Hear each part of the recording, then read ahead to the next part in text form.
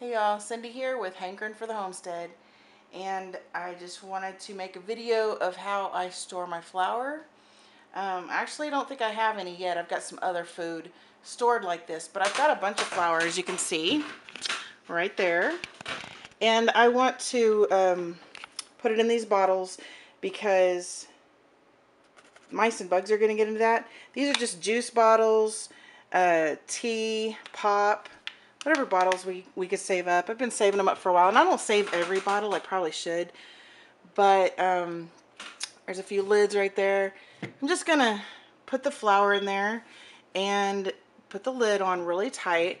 And I don't think I have any electrical tape right now, but I like to put electrical tape along the top, and I'll just put the year on the side with a marker. It's a really great way to store, very cheap but efficient. And also, I didn't have my funnel today. Could not find it anywhere. Didn't feel like going anywhere, and so I took an oatmeal container, because it's pretty good cardboard there, and it's already in a circle, so it didn't take much to bend it at all. And I just made myself a funnel with some duct tape. Duct tape does wonders.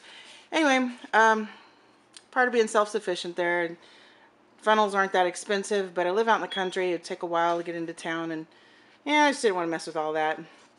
So anyway, got me a homemade funnel, plenty of flour, plenty of bottles. Let's start bottling this up. Okay, I usually have my flour in a bag like this, whatever I'm using in the cabinet, because once it's open, I just don't want to take a chance of getting bugs in it or whatever. So I'll go ahead and bottle that up, and it hasn't been open that long even. But I just scoop it out, dump it in the funnel, and just fill up the bottle. You can probably see some writing on some of these bottles. That's because if we had like several bottles at one time, my kids would claim their own and they'd write their name on them. So they had that whole bottle, so they didn't have to get a cup out.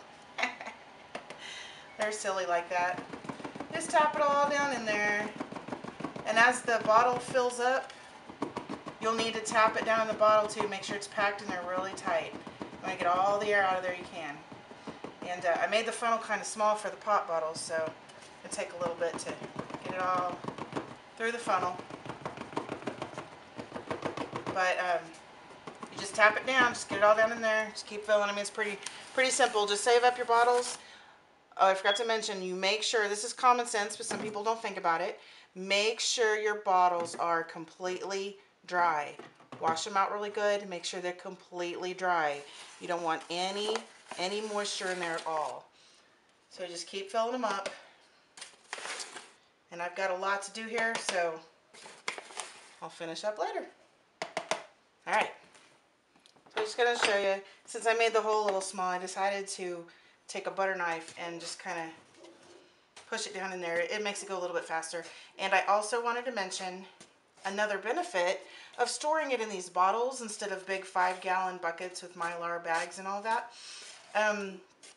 Another benefit is because since they are smaller, if you do have a little moisture or a bug gets in one or whatever and it's ruined, you don't ruin all of it. You only ruin a little tiny bit. So that's a huge plus at storing. And another benefit too is they're easy to carry. If you have to take it somewhere, or just to open up for your own kitchen, you don't have to open a big 5-gallon bucket, just a little bottle. If you move, they're really easy to move because, you know, the little ones. I have, my youngest is about to turn 3, and she can carry one of these. She can probably carry 2 of these, but they're really easy to carry and transport, and very easy to store, because if you don't have a big storage area, just stick them in little nooks wherever you can. So there's a lot of benefits to having these juice bottles or pop bottles to store in. So I actually prefer this. The 5-gallon buckets, I don't have anything against that, but I actually prefer this method. So just thought I'd mention that. And the butter knife is really helping a lot. Okay, wanted to show you how this taps down quite a bit. If you just do this, I'm making quite a mess here. Just do this, and I don't know, you can kind of tell a little bit how it's going down. Rice does that. Rice and beans, but especially rice, it'll do that a lot. I mean, it'll be way up here, at the top and you tap it down, it'll go way down here. And you can do that probably half a dozen or more times with rice, and it'll gradually fill up. But you can get rice in there really tight. But you just got to get all the air out. Just keep pounding it. See how it's going down? It was up to about right here or so when I started, and then now it's down to about right here. So just keep doing that as much as you possibly can. Get all the air out of it. And you shouldn't need those little oxygen absorber things that they put in 5-gallon buckets. I've never used those. I've never had a problem, but it wouldn't hurt to put one in if you have some. So just tap it down, and yeah, all right. Let me fill the rest of them up. It's gonna take me a bit. I meant to say, I think this will probably last a good 5 to 10 years in storage. You could probably eat it even after that. It's just gonna lose some nutritional value. I don't know if the texture might change or not. I haven't tried it that far out yet, but it'll last you a long time. So what I'm gonna do is I'm gonna rotate these, and you know, when we need a new bottle, I'm gonna take the oldest one. So, you know, if I run out of beans here pretty soon, I'm going to take this bottle right here and use these pinto beans.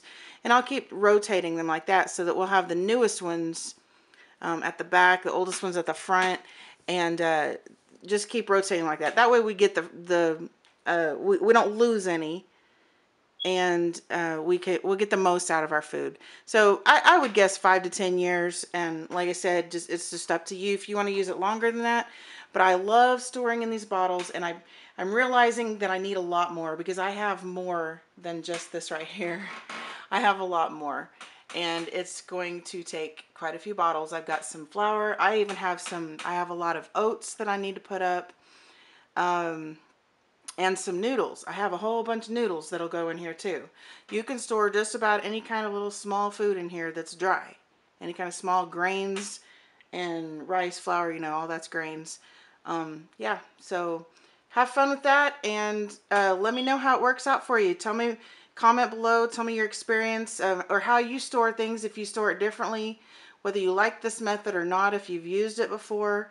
And please leave me a comment, let me know, and maybe there's some things I'd like to try that I haven't tried yet. Also, please give me a thumbs up and subscribe if you haven't already. It's mostly my friends that are watching this right now, but I'm really trying to figure out how to grow this YouTube thing, and I'm trying to post more. I'm trying to get more videos so that I can post more often. So anyway, thanks for watching again, and I hope you have learned something or been inspired at least. So please leave me a comment, and thank you very much. Bye.